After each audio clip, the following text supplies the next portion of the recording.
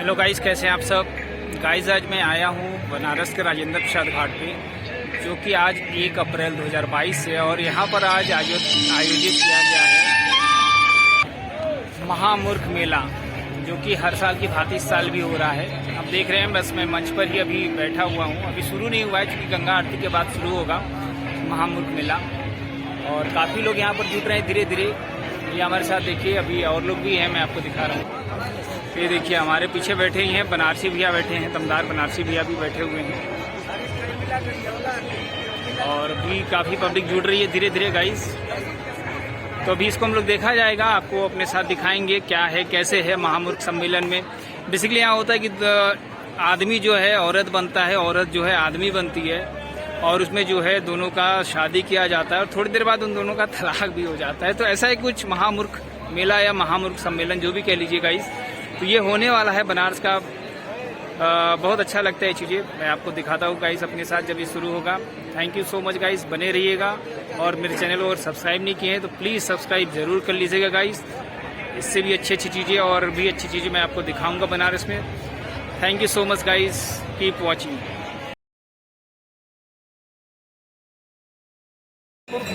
सम्मेलन का रूप धारण करवाया और तब से लगातार ये हो रहा है 54 वर्ष।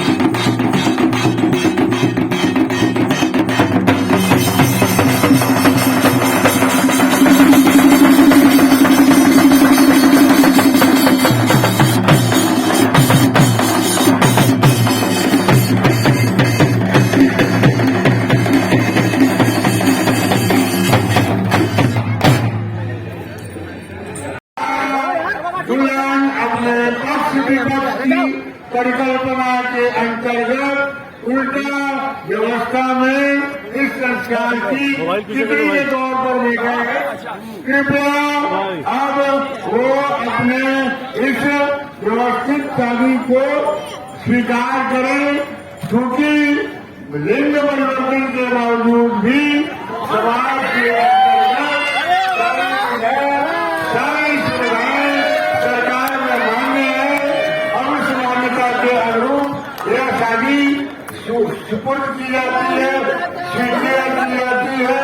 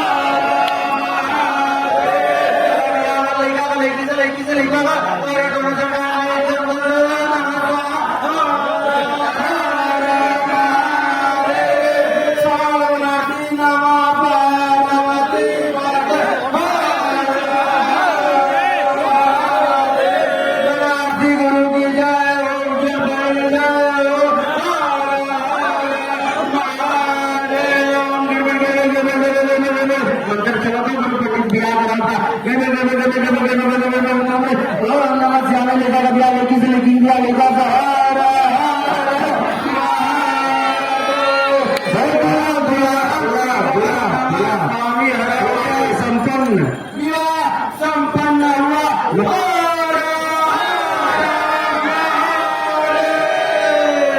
दुल्हा दुल्हन को मंच पे ले आइए, शासन दुल्हन को मंच पे लाया जाए, खटा पकड़ के ऊपर गया।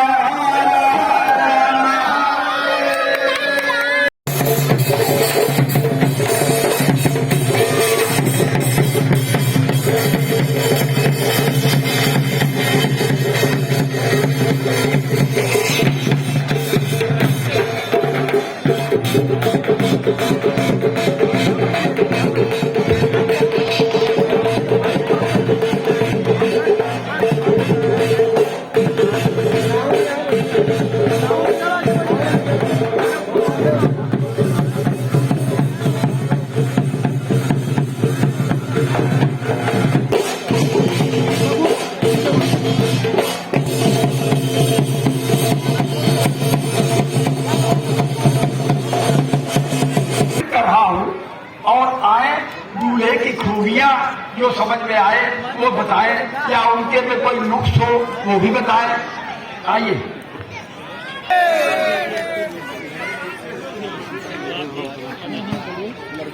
दुल्हन के मूंछ और जद्दाढ़ी है, इसलिए हम ये रिश्ता नहीं मान रहे हैं। फिर से एक बार। दुल्हन के मूंछ और दाढ़ी, इसलिए हम ये रिश्ता नहीं कबूल कर रहे हैं भाई।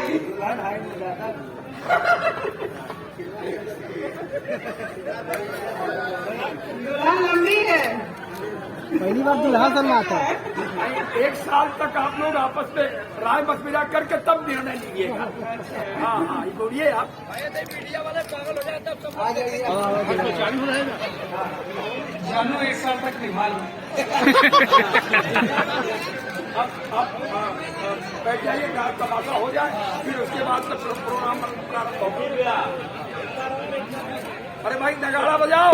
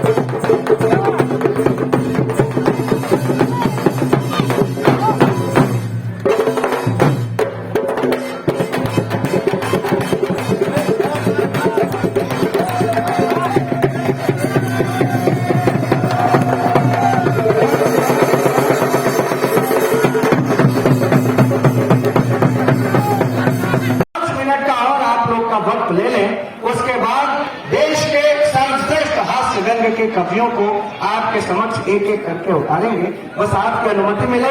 मैं चाहता हूं कि हमारे संस्था के जितने लोग हैं वो बारी बारी से नाम बुलाने पर लोगों का सम्मान करते जाएं। गुरु जी आपका सहयोग चाहिए फिलहाल। देखिए, ऐसा है, ससुराल हमारी लखनऊ में है, ज्यादा कुछ कहने की जरूरत तो है नहीं। हाँ, तो मैं ये कह रही थी कि लड़की हूँ, लड़ सकती हूँ। ये जो भारतीय जनता पार्टी वाले लोग हैं, इनको मेरा पति हमेशा चुनाव के समय क्यों याद आता है? बहुत अच्छे भाई, वाह। जब से मोदी जी आए हैं, पति को उन्होंने जमीनों के चक्कर में फंसा रखा है। भाई मेरा 2 कश खींच के हवा में घूमता रहता है। अब मैं पानी में न जाऊं तो कहाँ जाऊं? और रही बात नारा देने की कि लड़की हूँ, लड़ सकती हूँ, तो यहाँ पे जितने हैं सभी पीड़ित बैठे हैं और सब खुल के हंस रहे हैं, क्योंकि घर पे जाके फिर चुप हो जाएंगे। और जब पत्नी बनेंगी, पत्नियां तो सारी ही लड़ती हैं, क्यों?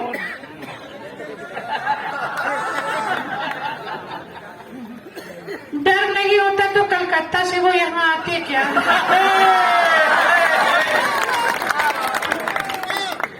तो लड़की जब तक लड़ेगी नहीं तब तक अच्छी पत्नी बनेगी। तो इसलिए जब तक जान है शरीर में, एक एक कतरे खून के आखिरी कतरे तक लड़ूंगी। बहुत बहुत धन्यवाद। क्या बात है, वाह वाह वाह। मेरी कविता में आपको कहीं भी दिमाग लगाने की जरूरत नहीं पड़ेगी। दिमाग लगाने की जरूरत इसलिए भी नहीं पड़ेगी क्योंकि मैं दिमाग लगा के कुछ कहता ही नहीं। सच तो यह है कि मेरे पास दिमाग है भी नहीं। क्या बात। प्रणाम करने की आदत बचपन से ही रही है। पहले जब भी घर से बाहर निकलता था, जो भी सामने पड़ जाता था प्रणाम कर दिया करता था। एक बार गाय के धोखे में साढ़ को माता करके प्रणाम कर दिया। ये प्रणाम करने के भी खामियाजे भुगत जाने पड़ते हैं। प्रणाम करने के भी नुकसान हो जाते हैं। कल मैंने एक बुजुर्गवार को प्रणाम किया। छूटते ही उन्होंने आशीर्वाद दिया कि फसीहत जी खुश रहो, आबाद रहो, यहाँ रहो चाहे इलाहाबाद रहो, तुम्हें न ज्वर हो, न जूड़ी हो, न खांसी हो, तुम्हारा घर स्वर्ग जैसा हो, तुम स्वर्गवासी। वाह वाह वाह वाह वाह। अभी हम लोगों का राष्ट्रीय पर्व वैलेंटाइन डे बीता। नहीं, वैलेंटाइन डे राष्ट्रीय पर्व घोषित नहीं है तो घोषित हो जाना चाहिए। यही बात तो बुजुर्गों को खराब लगती है, और बुजुर्गों को खराब इसलिए लगती है कि इन लोगों के जमाने में वैलेंटाइन डे था ही नहीं। अब हम लोगों के जमाने में वैलेंटाइन डे आया है तो इन लोगों को बुरा लगता है। लेकिन सही बताऊं दमदार भाई की इस बार वैलेंटाइन डे के दिन यार रविदास साहब, मैंने एक लड़की को फूल दिया। जैसे ही फूल दिया उसे खींच के एक थप्पड़ मारा। मैंने कहा मैडम ये क्या मजाक कर रही है, वैलेंटाइन डे के दिन इतने प्यार से मैं आपको फूल दे रहा हूँ, आप मुझे थप्पड़ मार रही हैं। कि अपनी दिलकश अदाओं से निमंत्रण मूक देती है। वाह। अपनी दिलकश अदाओं से निमंत्रण मूक देती है। गिरा के हुस्न की बिजली मेरा दिल फूंक देती है। गिरा के हुस्न की बिजली मेरा दिल फूंक देती है। करूं मैं किस तरह से प्यार का इजहार, तुम बोलो। करूं मैं किस तरह से प्यार का इजहार, तुम बोलो। मैं उसको फूल देता हूँ, वो मुंह पे थूक देता है। मतलब की बात जल्दी समझ जा रही है। अब आपके चाल चलन का सो रहते क्लास में टीचर ने जगाया। सो रहते क्लास में टीचर ने जगाया, क्यों आते हो स्कूल? उन्होंने पूछा तो मैंने बताया, आप तो गुरुजी केवल खुरपेट के लिए जाने जाते हैं, हम तो स्कूल केवल विद्या के लिए आते हैं। उन्होंने कहा एग्जाम के बाद रिजल्ट पे रोते हो, विद्या चाहिए और क्लास में सोते हो। मैंने कहा गुरुजी तुम्हारी बुद्धि सठियाई है, और ठीक से देखो आज विद्या स्कूल नहीं आई है।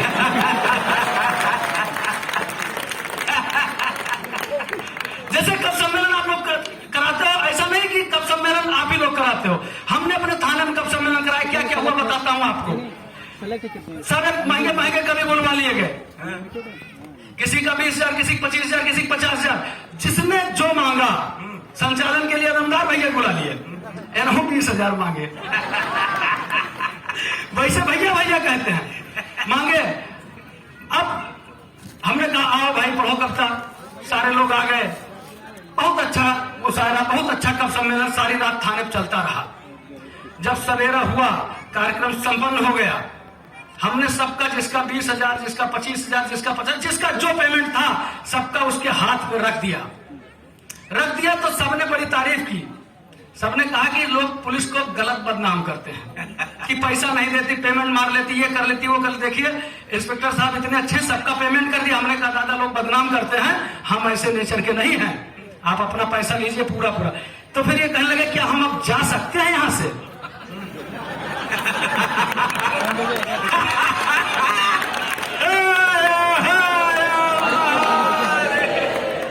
क्या अब हम यहाँ से जा सकते हैं? हरम का दादा बिल्कुल जाओ आप लोग। आगे चौराहा पड़ता था, अरे हर जगह चौराहा, वहां हमने चेकिंग लगवा दिया। अब जिसके पास कागज नहीं था, नहीं था, वो सब पकड़े गए। हमने जब दमदार बनारसी थोड़ा साइड हटा के इनकी गाड़ी तलाशी ली तो एक कट्टा भी मिल गया। ये रोने लगे, कहीं भैया ये पिस्टल हमारी नहीं है, पिस्टल हमारा क्या काम, हम तो कविता पढ़। हम कहे ना ना भैया, तुम रात में पढ़ रहे थे कि जो है पिस्तौल से जो है जो अपराधियों को उड़ा दूंगा, अपराधियों को उड़ा दूंगा। तो जब रात में पढ़ रहे थे तो सुबह देना पड़ेगा। तो जो लिए थे भाई साहब एक एक पैसा प्रेम पूर्वक वापस कर दिए। जब वापस कर दिए तो हमसे कहने लगे कि दादा बड़ा अच्छा किया, आपने पैसा दिया भी, ले भी लिया। तो आप ये बता दीजिए कि जब आपको पैसा वापस ही लेना था तो दिया क्यों था? हम कहें भैया देखो ऐसा है, जो दिए थे वो हमारा फर्ज था और जो लिए ही हमारा धंधा है।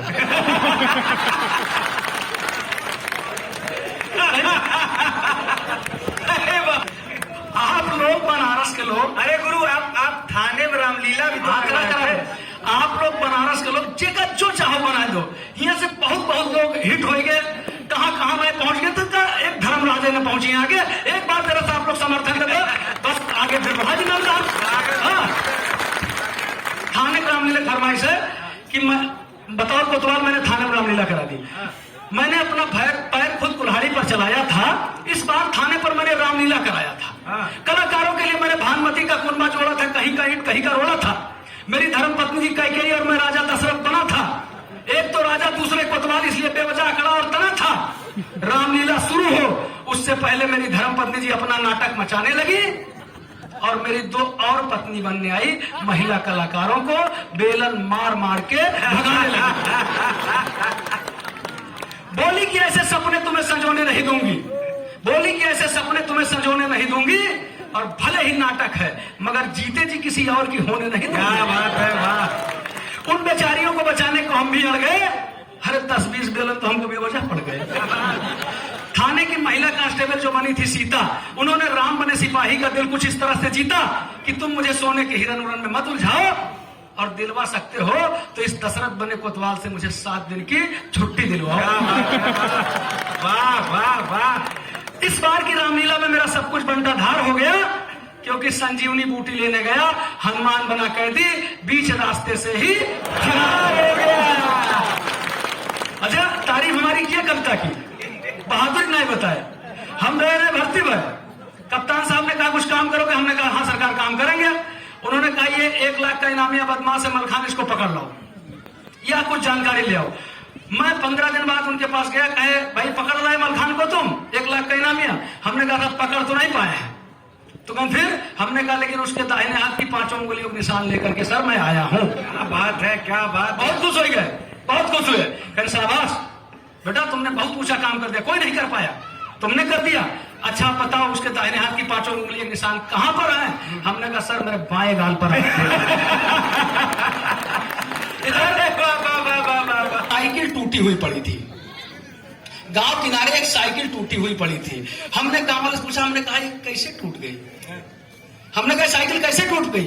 होली के हुड़दंग में उसने जो कहा वो मैं आपको बताता हूँ, जो उसने कहा वो मैं बता रहा हूँ। स्वागत, हमारा और कोई मतलब नहीं। उसने कहा कि 5 साल तक चली बराबर, दिया न फिर भी छूट।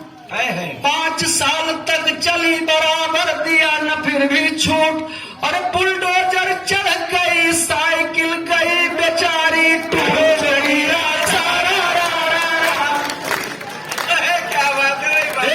चच्चा कहे कि अगर सरकार रिपीट हो गई तो हम प्रदेश छोड़ देंगे, कहीं और बस जाएंगे। ये जितने आप कभी देखते हो, ये कोई अच्छे आदमी नहीं है। अच्छा गुरु, अच्छा हुआ कि सरकार नहीं बनी, वरना आप भी लपेट दिए जाते। तो ये कोई कभी अच्छे नहीं है। एक भी व्यक्ति ने उनसे नहीं कहा कि न जाओ, सबने कहा, किसी ने टिकट भेजा, किसी ने बस का टिकट भेजा, किसी ने कहा कि अब सरकार रिपीट हो गई चले जाओ। हमने रिक्वेस्ट किया कि न जाओ, और उसको जो है सब लोगों ने पूरे प्रदेश में पसंद किया। आप लोग भी मुहर मार देंगे तो मजा आ जाएगा। हमने उनसे रिक्वेस्ट किया, हमने कहा न चली लाठी, न चली लाठी और न चली गोली, कहो न जाओ चच्चा, कोई कुछ न बोली। तुम्हारे बात का कोई बुरा नहीं मानत है, चटक गए हो सभी कोई जानत है, कोई कुछ न बोली। कहो ना जाओ चच्चा, कोई कुछ न बोले। हम समय के काम लगे थे, बहुत होगा देर, आप लोग एक बार ताली बजाए तो हम बैठ जाए भाई। अरे अरे हम तो घंटा भर सुनाना चाहते हैं। एक चलिए एक और सुना देता हूँ आप लोगों को। पुलिस चिरौरी भी करवाती है। गजब हो गया पिछली रात में। सुनिएगा, गजब हो गया पिछली रात में, एक कैदी मर गया थाने की हवालात में। क्या बात है। मुसीबत भारी क्या क्या बताएं। जांच करने कप्तान साहब थाने पर आए, उन्होंने पूछा क्या इसे किसी ने पीटा था या करंट लगाया था? सिपाहियों ने कहा नहीं साहब, न तो किसी ने पीटा था न करंट लगाया था, मगर इसे कोतवाल साहब ने सारी रात अपनी कविता सुनाया था। बहुत अच्छे। हमारी ड्यूटी में कोई नहीं लोप है, मर गया कैदी है, इनकी कविता का प्रकोप है।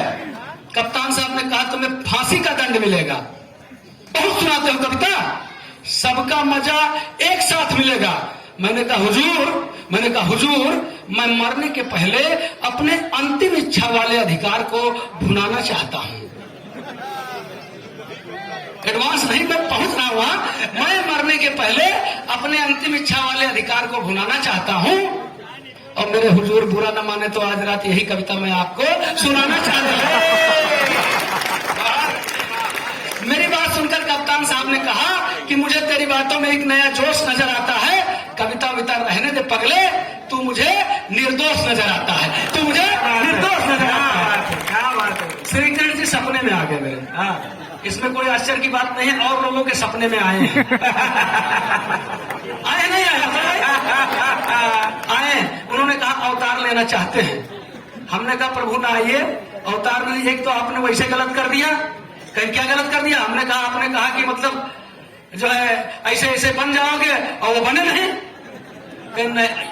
या बताइए, आप वो झूठ बोल रहे हैं कि आपने जो है कहा नहीं था? उन्होंने कहा नहीं, वो भी सच बोल रहे हैं, हम भी आए थे। हमने ये कहा था कि आपको कैबिनेट का दर्जा मिलेगा। अब वो समझे कि पूरी कैबिनेट हमारी होगी तो हमारी क्या गलती है? तो हमने कहा कि प्रभु मत आइए। हमने कहा कि आओगे कन्हैया दोबारा इस देश में तो तुमको तुम्हारा ही जुनून मार डालेगा। क्या बात है। कदम की ठंडी छांव भूल जाओगे कान्हा, गर्मी से तुम्हें मई जून मार डालेगा। और चाकू सारा खाए यहाँ घूमती है गोपियां, तुमको तो इनका नाखून मार डालेगा। और एक चीज जानिए कि जस हम तस हमका बलावे वाले, और तैसे आप हो गए।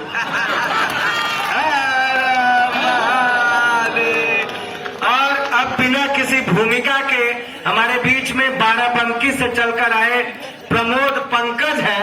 एक बार जोरदार ताली बजा के उठाइए, वरना भगवानों नहीं उठा सकते इनको। भैया स्वागत।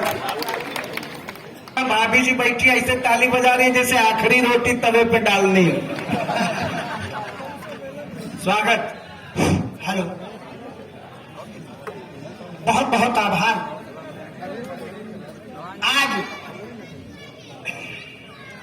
दमदार भैया को बहुत बहुत आभार। आज मेरे 3 बहुत महत्वपूर्ण कार्य हुए हैं।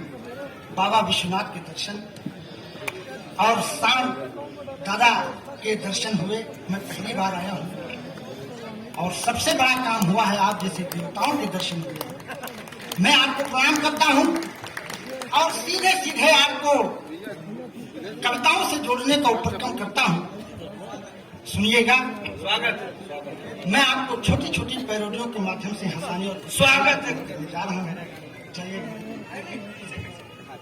जी ने रंग दिया गाल पे सारंग, योगी जी ने रंग दिया गाल पे सारंग, हुए विरोधी रंग से अंग भंग, सब अंग भंग सब हुए विरोधी, रह गए सारे दंग। योगी जी धीरे धीरे। एक बार पूरा सदन जोरदार तालियां बजा दो। बहुत बढ़िया गाऊंगा, सुनिएगा साहब। अरे कि योगी जी ने रंग दिया गाल पे रंग, हुए विरोधी सब हुए विरोधी, रह गए सारे दंग। योगी जी धीरे धीरे, योगी जी वाह योगी जी धीरे धीरे, पूरी जी वाह योगी जी, भगे सब बिछी कीरे।